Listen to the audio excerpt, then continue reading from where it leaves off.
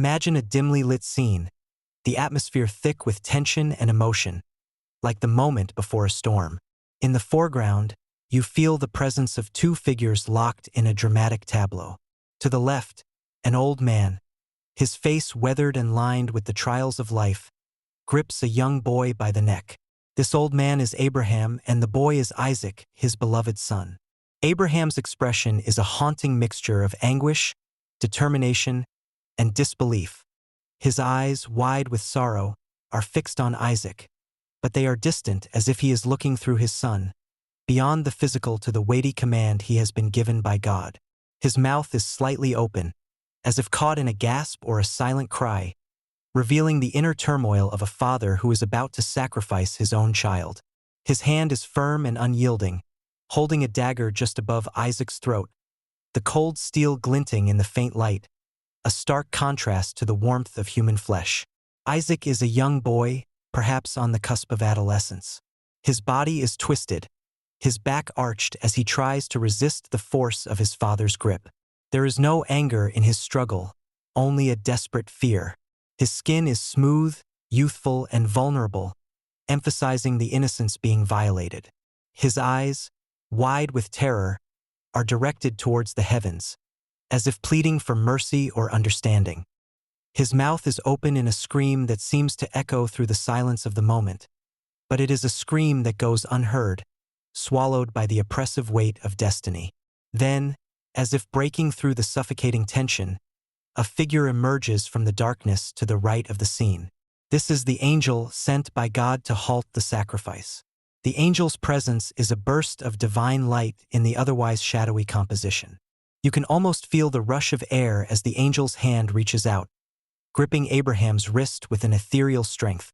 The angel's face is calm but urgent, eyes locked on Abraham's, conveying a message of compassion, authority, and the sacred nature of the intervention. The angel's skin seems to glow, not with the warmth of human life but with a cold, heavenly radiance that casts a gentle light on the figures below.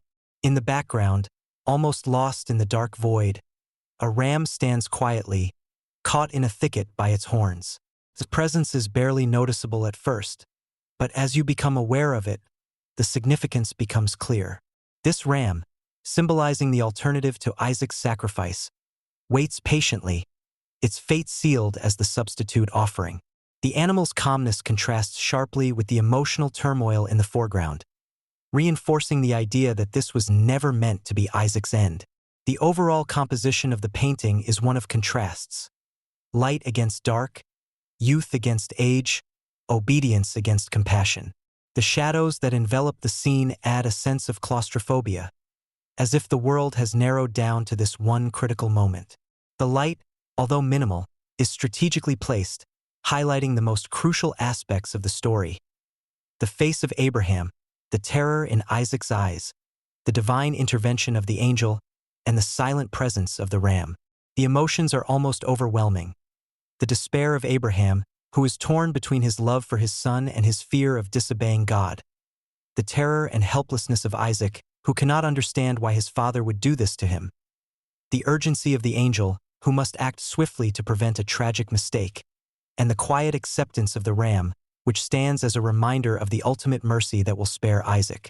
This painting captures a moment of extreme psychological tension and divine intervention, leaving you with a profound sense of relief that this sacrifice will not come to pass, while also contemplating the immense faith and anguish that brought these characters to this point.